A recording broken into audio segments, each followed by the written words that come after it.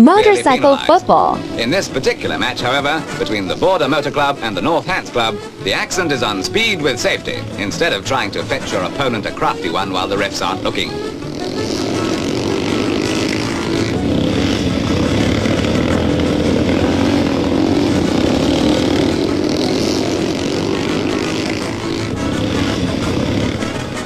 A full team consists of 7 players, 5 aside plus 2 reserves, and speeds of 40 miles an hour are achieved with ease.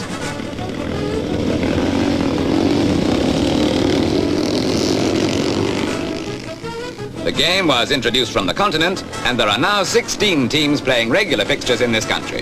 The machines are usually 250 or 350cc and are used only for motorball, which is naturally taken very seriously by players and fans alike.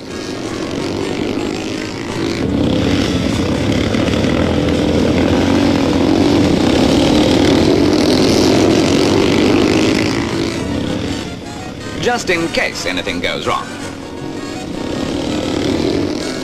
If you want to dash out and phone your bookie, we're happy to tell you that the Border Motor Club is about to win 2-0.